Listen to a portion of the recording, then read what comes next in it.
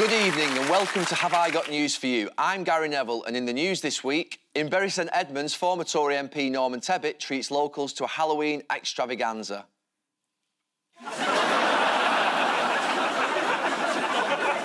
In the Whitehall gym, word gets out that Larry the Cat has vomited on Dominic Raab's shoes.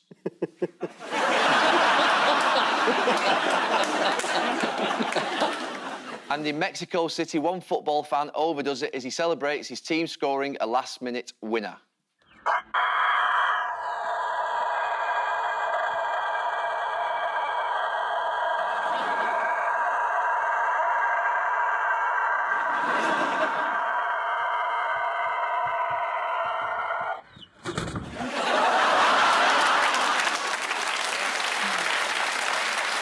On Paul's team tonight is a TV presenter who in a recent interview said, "It's important not to care about being called a wanker." I wish I'd known that when I was taking my first throw-in at Anfield. Please welcome Richard Madeley.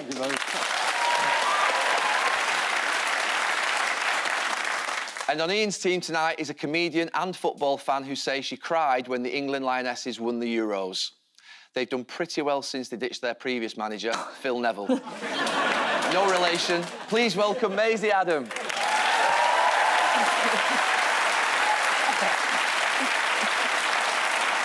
We begin with the bigger news stories of the week. Ian and Maisie, take a look at this. Oh, that's the back of Suella Braverman. We're all happy to see that. Oh, God, it's Matt Hancock. He's running to Australia. Oh, and he's running. Oh, 2 thumbs up, that's nice, from Suella Deville. Yeah. She's been Home Secretary twice and she's just reminding us. 6-day gap in the middle. Yeah. Well, I hope by the time we go out, she'll have been fired. There's every chance, given current form. So she's been in a great deal of trouble. This looks like it's the new Prime Minister's first mistake after going into politics. What's Suella Braverman been doing to calm down the tense migrant situation this week? She said we're being invaded. Yeah. I mean, obviously, she inherited an appalling situation, so you've got to... From the previous Home Secretary? Exactly. Yes. That thing of going, well, we're just cleaning up the mess of the people before us. It's sort of got the energy of, like, somebody who's still blaming their bad mood for the ex-wife that left them 12 years ago. I mean, we've got a huge deficit of employees in this country. There's a lot of job vacancies, and 10,000 Albanians turn up saying we'd like to work. Now, I wonder what the solution is. Oh, yes, give them a visa. Or the Home Office is very short of staff, so I think the refugees could just literally land and process themselves. I mean, I'm just offering solutions. I'm trying to help. You're right. According to the BBC News, already this year, nearly 40,000 people have crossed the channel. Numbers Piers Morgan could only dream of. There's a lot of people arriving, but the problem is that nobody's doing anything to help them. The other day, they were just sent into central London. Yeah, no, and buses dropped them off in the hope that someone might be nice. In London?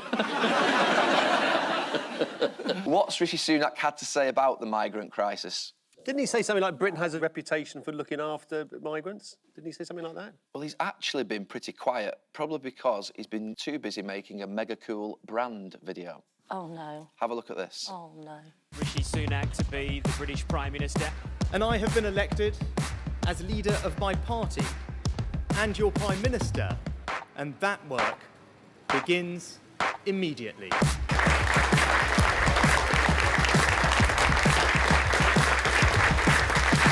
Is this Gary Glitter? Sorry. That is Gary Glitter. Where? The song. Oh! I thought you meant in the crowd clapping. I thought you meant he'd been made cabinet minister. Honestly, at this point, I wouldn't be surprised. Do you want to be in my cabinet? I mean, I hadn't seen that. That was horrific. It looked like a spoof, but it was real. Yeah. Really? But a lot of people did say, is that Gary Glitter? Oh. It is, though. Yeah. Is it? This led a government spokesperson to tell The Times, the soundtrack for the Prime Minister's latest video is certainly not by Gary Glitter. How long do you think it'll be before they do a U-turn and say, OK, it was Gary? Well, we're learning. So what has Suella Braverman admitted to doing 6 times? This is the other Suella Braverman scandal. The immigration one's not enough. You need 2 now. And this is leaking or sending confidential emails. She's not very good. No. is she? I didn't know she'd done it 6 times, though. 6? She's changed her story from 6 days ago. A lot of 6s in this. Oh. Yes, you're absolutely right. She was sending confidential security documents to her personal email. Braverman apologised for her error in judgment. This has all led to a new nickname for Suella Braverman. What is it? There was Leaky Sue. Leaky Sue? Leaky Sue, that's a new one. Oh, no, that sounds like a drag queen. Leaky Sue. It is Leaky Sue, which used to be our nickname for David James. Oh, yes, I can see why. You're into your football, Ian? Love it, love my football. Who else has been revealed as a risk to national security this week? Oh, Liz Truss. Her phone was hacked by the Russians when she was Foreign Secretary. How wrong does things have to be going that when your phone is hacked by Russians, it's not the big story? Yes, it is Liz Truss. Earlier this year, the Russians allegedly hacked her phone and after scrolling through 20,000 selfies, managed to find some information that, according to the Telegraph, left Truss in a compromising position. Oh. Prime Minister. Well, there are a lot of rumours about what's on that phone. Yes, like what? What are rumours? Well, the rumours are... Act them out. It must be dynamite because they've locked it in a safe, haven't they? Yeah. Actually, I think it's a safe within a safe. There are rumours about the fact that there were previous rumours about some sort of compromising situation which certain people may or may not have got in, and no one wanted to print these rumours, quite rightly, because they're very interesting. And... Have you been speaking to a lawyer before tonight? Yeah. Fill in the gaps, Ian. Look, I just thought I'd like Christmas at home. Yes. This compromising stuff on the phone, is it emails? Is it photos? I don't know. Oh, but we want to I do know. You do know, you do know. Blink twice if it's photos. Blink twice if it's emails. Are you involved, Ian? Now that is defamatory. Who else played down this story? Was it Liz Truss? A Tory, but not Liz Truss. Gove? No, it was a more unfashionable one. Oh. What? Then Gove? It's Mark Spencer, and here he is on Sky News this week. We all talk on personal phones, don't we? You know, I ring my wife. Maybe there's some little man in China listening to the conversations between me and my wife. What's his job? He's ambassador to China.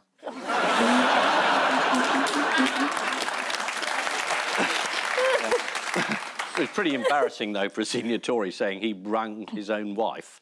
Yeah. Back to the subject of immigration. Which unskilled migrant worker is heading to Australia? Matt Hancock?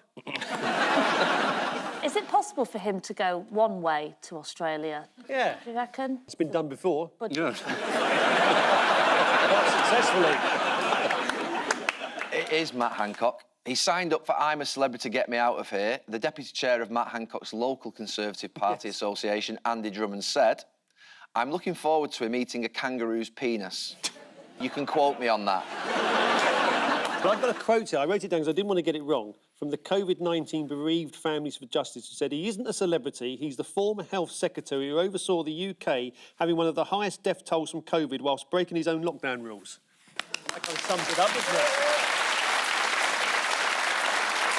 I suspect his reasoning is simply that if he does it well, you know, if he takes these challenges on bravely and with good humour, he'll turn them round. But I agree that what you just said, they're not going to forget, are they? I don't want to pick a fight with you, Richard, but you said the phrase, if Matt Hancock does this well. Oh, I see what you mean. But if he actually attacks the challenges, agrees to do it, you know, eats the scorpions and, you know, the testicles and the willies and all the rest, he'll get brownie points. And for some of the viewers... He'll get more than brownie points. He'll get a stomachache. Well, if Matt is as fearless in the jungle as he is on the football pitch, I'm sure he won't have any problems. oh, my.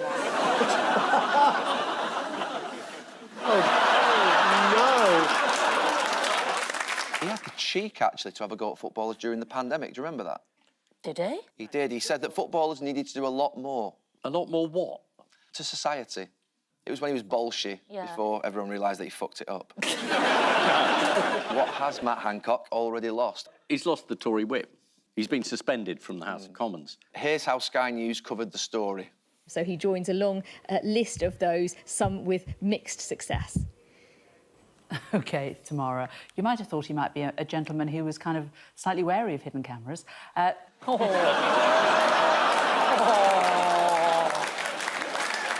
on.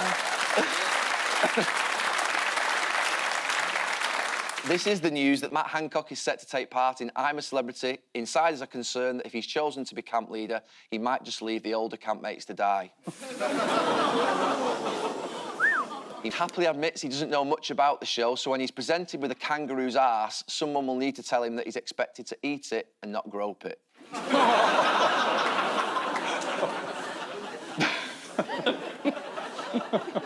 Paul and Richard, have a look at this. Yes. What not just stopping oil leaks look like? Slow motion contest. Yeah.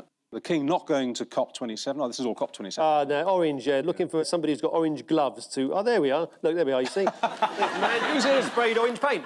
Yes, it's a U-turn, but not all U-turns are bad. Rishi Sunak wasn't going to go to the conference and then heard that Boris Johnson was going to go. So Rishi's decided to go along, which is a good idea. Let's just get the COP27 timeline right. Truss was going to go. Yep. Truss told the King, don't go. Yep. Truss has been and gone. Rishi said, I'm not going. Rishi said to the King, don't go. Boris said, I'm going. Rishi said, I'm going as well. And the King said, I'll have a party at mine. Why is Boris going? Well, because he can't not stop being sort of Prime Minister. He misses it. And also, he's got a gap between holidays. Do you know what it's got a feel of, Gary? It's a bit like, you know, when Fergie goes to the games at United and you go, you're not in charge anymore, sir. Does Fergie go to United Not matches? Sarah Ferguson. So why did Sunak originally say that he wasn't going to go? He said he had too much on his plate. Yeah, too busy preparing the budget. He said it wasn't that important, that he had other stuff to do, or as he puts it, depressing domestic challenges. God, depressing for him. What about us? Why is Boris Johnson going to COP27? I told you, he's between holidays.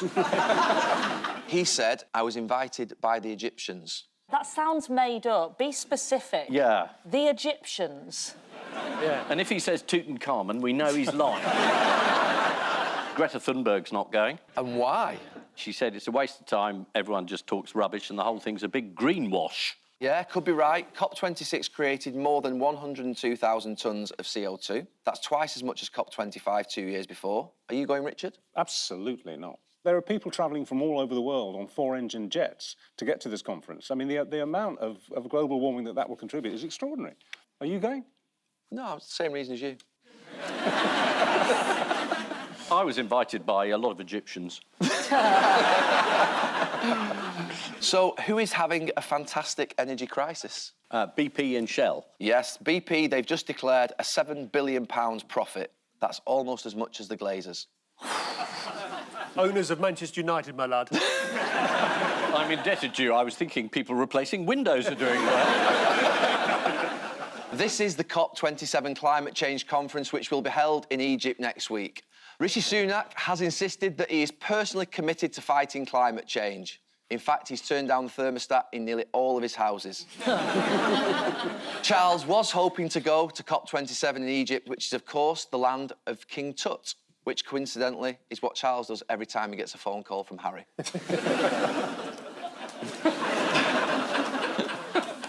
Meanwhile, Luis Inácio da Silva has been elected president of Brazil. It's quite an achievement for the 77-year-old politician nicknamed Lula, or as Joe Biden calls him, the boy wonder.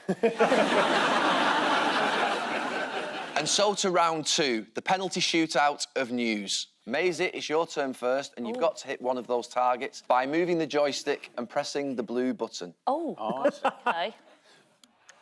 There. The skill involved with that. Fax machines are being phased out. They are, yeah. Not in my office. To be honest, he's still got a drawer full of quills. I honestly don't think I've ever used one. No. Oh. No. How old are you? 28. I suppose you wouldn't. Oh, right, let's just go. What? What does it do, really, that we're not getting from folk now? Like Now we've got the internet. It's like sending a text, but on paper. It's kind of how it works. Well, that came before texting. That was sending letters. This is the news that the fax machine is on its way out. What sounded the death knell for the fax machine? Is it because landlines are being phased out as well? It now is, yes. Ofcom ruled that telecom companies no longer have to provide landlines for fax machines. Yeah. Here's the moment one high-profile user found out about the devastating fax news. How many phones has he got there? He's probably got one of those control things that you've got there as well. Yeah, but his red button does something very different.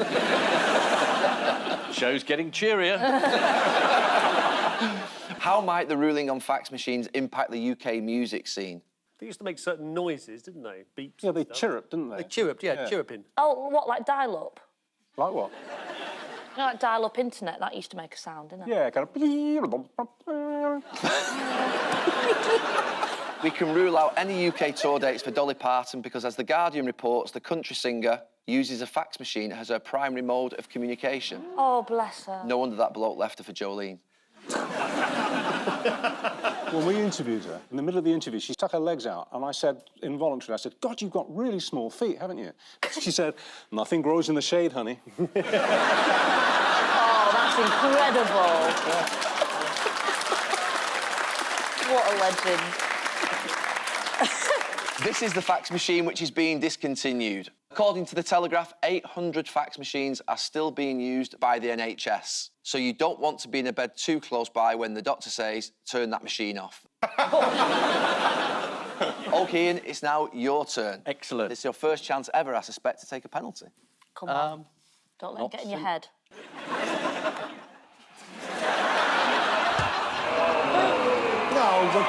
That's ridiculous. Paul, it's now your turn. Right, great. OK, let's get rid of Hang on, that. I didn't even get a chance. Mind alone.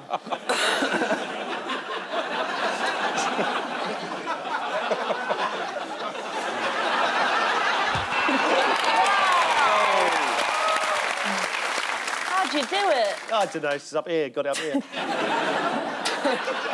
There's nothing in this. Look at that, there's nothing in it. It's not connected to No, anything. there's a battery for the light. It's wireless, that. Yeah. Yeah. No, useless is the thing you're looking for. Oh, well, that's... well, obviously, it's the World Cup. I mean, the whole thing is incredibly corrupt. James Cleverly the other week said, the Foreign Secretary said that any gay football fans should be aware of the country that they're going to and should behave accordingly. Yeah, cleverly advised LGBTQ+ fans visiting Qatar to show a little bit of flex and compromise. It's unbelievable. And it's all about money.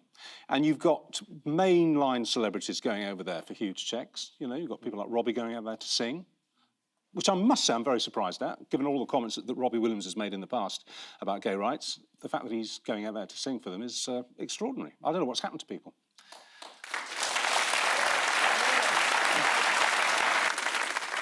And it's not just him, the Black Eyed Peas are going as well, aren't they? They're going out to perform. I don't know either of these. You know Robbie Williams. Well, met him once. Yeah, OK. Yeah, it's But you know David Beckham, don't you? Yeah. Yeah, he's going, isn't he? Yeah. Yeah. How much has he been paid? I don't know. You do know. More than me. Yeah. Ian, is it coming home? What, your reputation?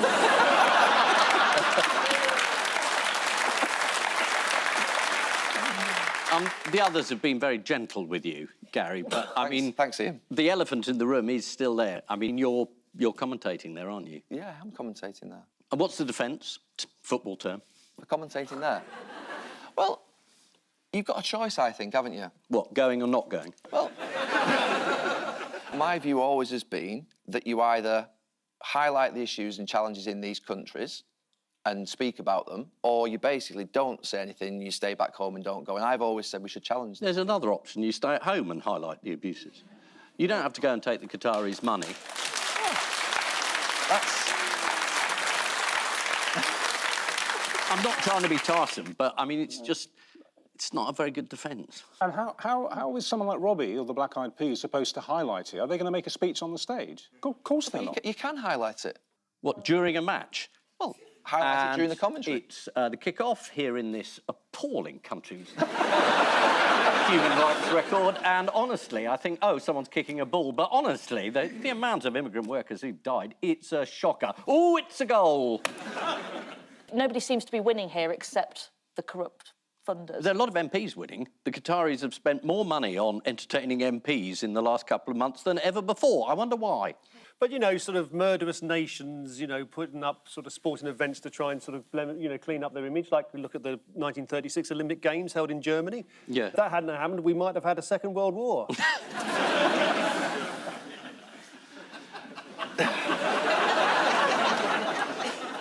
To be fair, England footballers... Oh, we don't want to be fair, Gary. That's not going to help anyone. England footballers have always been very comfortable with promoting the Middle East. Here's Michael Owen in one of his finest promotional videos I've ever seen. And this is no ordinary chopper. It's got special powers, and once we're airborne, you'll see just what I mean. Hey, I think that's actually Sam Torrance down there, the ex-Ryder Cup captain. Let's just drop down a bit to check. Sorry about that, folks. Just a bit too low. The shatterproof glass came in handy, but I don't think Sam's going to be too pleased with us getting in the way of his drive. Good thing he has that great Scottish sense of humour. I'll tell you what do you want to know? Just what do you want to know? Why are we being held to ransom for this terrible team? What is it you want? My house keys. I'll give it to you, my house keys. What is it you need? It's better than Rishi Sunak's video. I was just going to say, we now know where Sunak gets his brand advice from. Yes. Who are the FA worried will get themselves in trouble at the tournament? The fans, I suppose. It's the wags. It's the wives and girlfriends who the FA have had to issue warnings to about the country's rules, including public displays of affection and sex outside marriage. Someone should have warned Gavi of Barcelona. Yeah, 2-0's different, especially at this stage.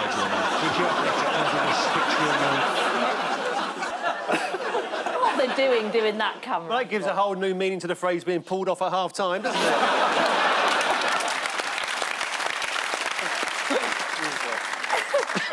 This is the news that we're 3 weeks away from the World Cup in Qatar. It would be amazing if England win the World Cup. Just imagine that moment as the team go up and Holly and Phil lift the trophy. Time now for the missing words round, and we start with police officer manages to identify serial robber by what? Asking, what's your name and where you're from? This is the bloke that recognised somebody in a crowd who was wearing a mask. Who just recognised him just by looking at his eyes. It was his arse, wasn't it? His chin. His arse? Yes. He was wearing SpongeBob pants or something. No, Richard, this is a dream you've had. Paul is correct. Yeah. Police officer manages I've to seen identify... that arse before. The police officer manages to identify the serial robber by just seeing his chin. Oh, yeah. Clever guy. This is police officer Aaron Lewis, who managed to identify a criminal on CCTV, even though only the man's chin was visible. He said it was like playing Where's Wally? It did help that the criminal was wearing a red and white striped jumper. Next one. What kept in a cage because it's so rare? A successful Prime Minister?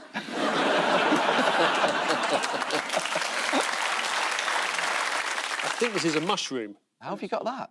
I saw it. There was a bit of news item where it's a rather ugly-looking thing, but it's in a cage. Is it kept in a cage because it's dangerous or because it's rare and they don't want people to damage it? My interest waned halfway through. The answer is correct. It's a bearded tooth fungus kept in a cage because it's so rare. Yeah. Well done. This is the bearded tooth fungus. Oh, beautiful. Yeah. Which was recently discovered in a park in Cornwall. The fungus plays an important role by getting rid of dead wood. They could do with some of that at Chelsea. Next, humans trying to talk to aliens would be like... Ants. It's ants. It was that fantastic documentary on BBC Two this week about an alien object. What would happen if an alien spaceship came close to the Earth? The headline is, Richard, incredible facts. Humans trying to talk to aliens would be like ants trying to talk to people. Oh. When it comes to communicating with aliens, scientists believe maths is the most likely common ground, which should be fine so long as the first human being they encounter isn't quasi-quasi. Aliens have a problem at the moment, coming down and saying, take me to your leader. I don't know. Next one. Entire village is being terrorised by what? Squirrel. I saw that. Squirrel. Seagull. Sailor. No, it's What is it? It's a crow. It's a crow. Crow, yeah. It's a crow. It's a dive-bombing crow. Dive-bombing crow. Yeah, it's dive-bombing everybody. Oh. Babies in the prams. People. It's attacking people's chins and arses. Which happens to be the name of the local pub. You been popping into the chin tonight? Well, I tell you, I'm not going. I do anyway. Yeah, so Richard's right. It's a crow. It's a jackdaw called Derek. How do we know it's called Derek? Who calls it Derek? The other jackdaws, Derek, Derek, Derek. And finally, the Scottish town of Watt is making its signs tamper-proof because too many people are stealing them. I've got a thing about places with rude names. So this is one of them, is it? Do you know what the rude name is? It's cock something. Cockweasel. Cockweasel. Is it Hancock? No, it's Cockbridge. Yes, Cockbridge. Yeah. For the trailer of this episode, can we just use the clip of Richard scanning his brain going, cock, cock? I knew it was a rude word, but you having the right answer saved me from saying bollock chops. Scottish town of Cockbridge is making its signs tamper-proof because too many people are stealing them. Here is one of the signs. Oh, bollocks. It was there in rehearsal. So, the final scores are Ian and Maisie have 17 points and Paul and Richard have 13 points. What a sprint finish! Wait. No. That's not right. VAR. We have VAR. Oh, Going come to have a on. look Ruining the game. Let's have a look at VAR. Yeah, VAR are going to have a look at this. Score. They're checking the score. I'm sorry, and it turns out you're offside for most of round 2, so VAR's awarded the win to Paul. Well done. Well done. But before we go, there's just time for the caption competition. So, do you think Gary's right to go?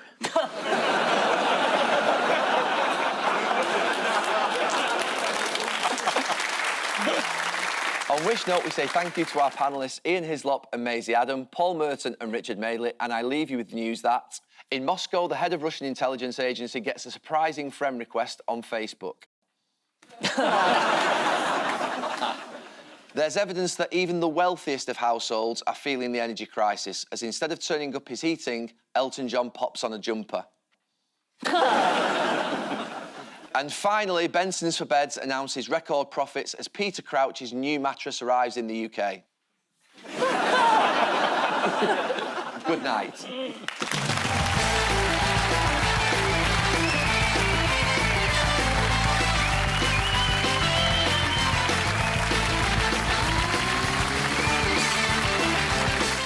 The Ranga Nation will keep you laughing tonight. Press red for an array of funny old guests and Romish, of course, on iPlayer. Peter Kay is having a laugh with us about us, so we better join in on that joke next on BBC One with his stand-up comedy shuffle.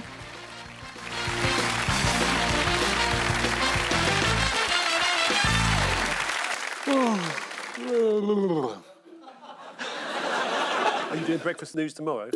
No. Fuck me, no, look at the time. That's definitely post-credit sequence, that bit.